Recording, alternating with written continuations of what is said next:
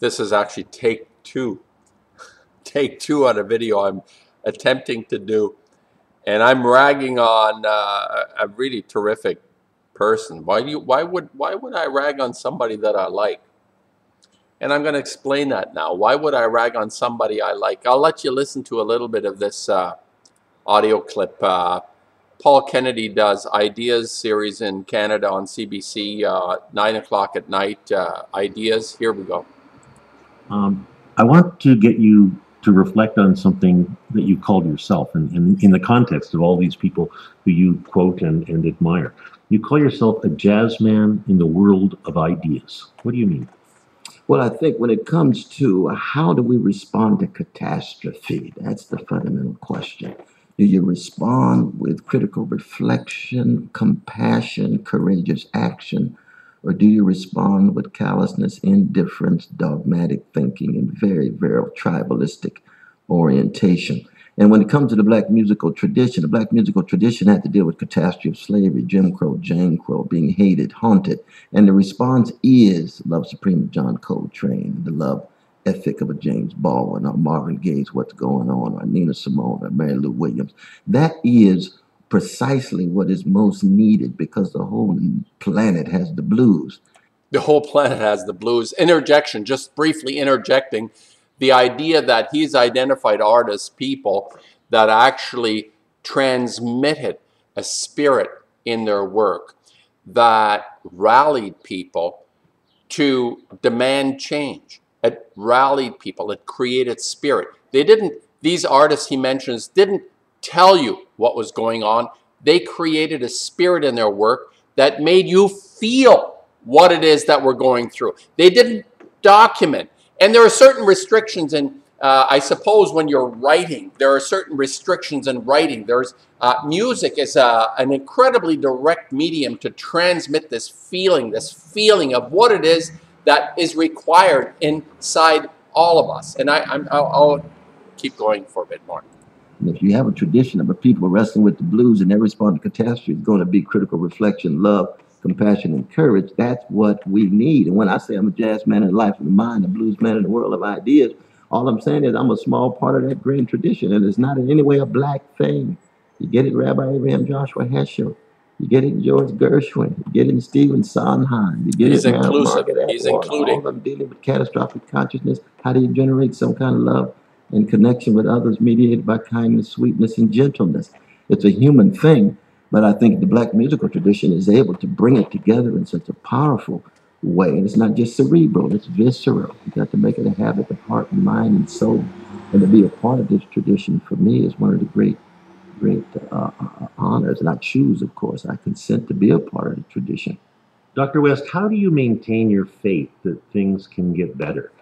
We're immersed in what you've actually called a culture of superficial spectacle. The culture of death. Weapons of mass destruction.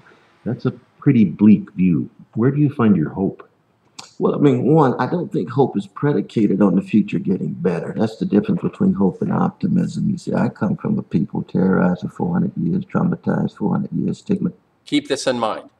He does not predicate his position of hope, his feeling of hope, for anything to get better. I mean, how ridiculous is that? Hope is that feeling that things will not be as fucked up and shitty as they are now. This is hope. Now, this is dysfunctional. And I'm going to address this. I'm going to talk about this. How I personally respond to people of conscience like Cornel West, or even people that on the fringe like a Chris Hedges type, who just can't, they just don't get it. They just don't understand the situation, the circumstance we're in. For him to be able to say, hope is not predicated on things getting better. Well, my hope, the reason I make paintings is because I expect that there will be a future for people after me, for 100 years, 200, 1,000 years, I don't know, however long. Yes, not for me, because we all died. We get to be 50, 60. Yeah, we're dying younger all the time, 70, 80, 90, whatever it is. But hope is predicated on the idea that there will be something after us. I will continue on this. Let's see what he has to say. 400 years, you can imagine, slaves In the first 30 years, didn't believe things would get better. They just said, as a human being, I am going to live this kind of life of integrity, honesty, and decency. That's what I'm called here to do. And whether there's consequences that flow beyond that that make the world a better place, it's beyond my control. So I don't think that there has to be some direct connection between trying to be a decent person and somehow decency becoming more pervasive in the world. It would be nice if that were the case. Certain historical moments and history turns, and yes, lo and behold, some positive breakthroughs take place. But I'm with Anton Chekhov here, of course. I think he's the greatest literary artist in the late modern world. And Chekhov says, in the end, it's just a matter of bearing witness and telling your truth and fusing and doing all you can do in your brief move from mama's womb to tomb and passing it on to the next generation. And if we're headed toward, planetary explosion and corporate greed makes it difficult to have a public conversation about climate change and global warming, and if there's no way to overthrow or fundamentally transform the greed of oligarchs and plutocrats, if the patriarchy folk continue to violate the humanity of women and straights, want to spit on gay and lesbians and white supremacists. All right, he's going to go through a litany of injustices, and he misses the greatest catastrophe in the history of the planet, outside of a meteor hitting us. He misses. He talks about all the injustices. He's identifying the plutocrats and oligarchs that have rampaged through the China shop. I've said this. He's a person of insight and conscience. And this is the dichotomy. This is the disconnect. This is, honestly, I don't know why I understand this so profoundly, considering what respect, what regard I actually have for my mentors, people in my extended family, the people that have produced phenomenal work, people like Goya, people like Giotto, people of the past, the artists, the German expressionists, Kate Kollwitz or Otto Dix, people that have expressed. They did not document. They did not document the way he is talking about Chekhov. Oh, we have to document the times, and we gotta identify the times that we're in. That was all right. That was all right for their time. That was all right for their time. But they didn't face the goddamn meteor hurling towards Earth. And I'm not the new religion of Armageddon and drink your Kool-Aid and go into that good night. Quite on the contrary. It is a recognition of the fight that we face. And far be it from me to have any comment on Cornel West and the history of slavery and the oppression of an entire race on this planet for centuries and millennia.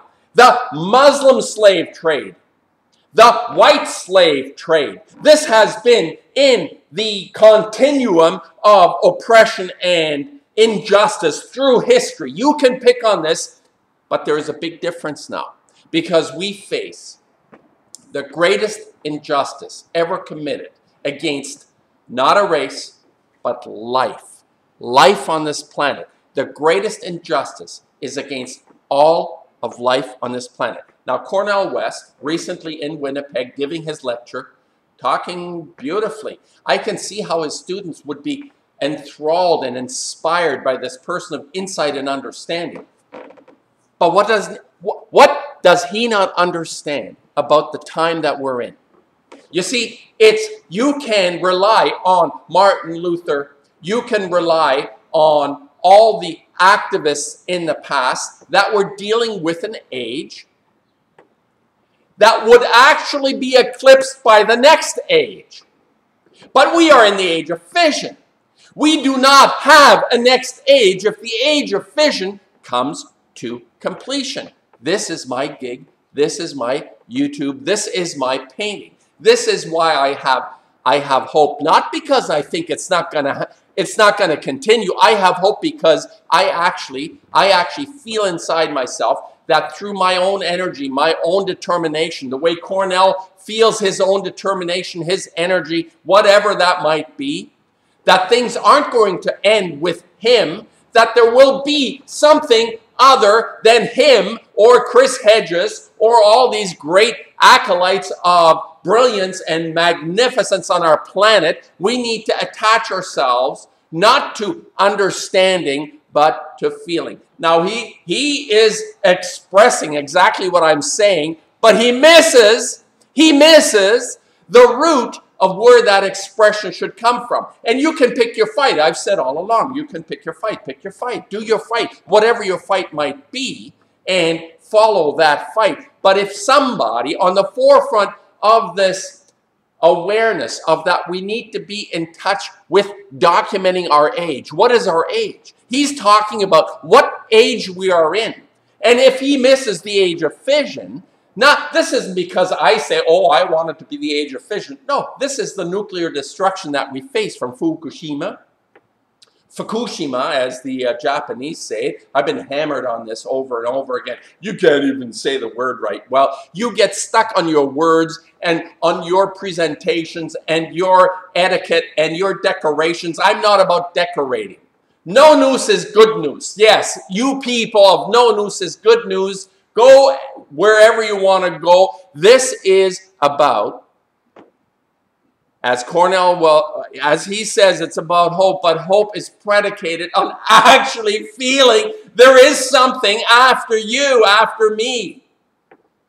Why don't they get it? I really don't understand this. I honestly don't understand it. I want to address all those people that are creating content with their YouTubes, with their videos about how bad it is, And I want to tell you, every single creature on the planet knows how bad it is, because they're washing up on the coast of California and Chile and on all the coastlines. The fish, the creatures are washing up because they know how bad it is, and they represent physically what they are, which is death. The death is sweeping all the beaches of this planet, because the chemical soup now being augmented by the nuclear radiation from Fukushima, which is creating some other substance. I talked to Kevin here, fructonium, what the fuck is fructonium? Fructonium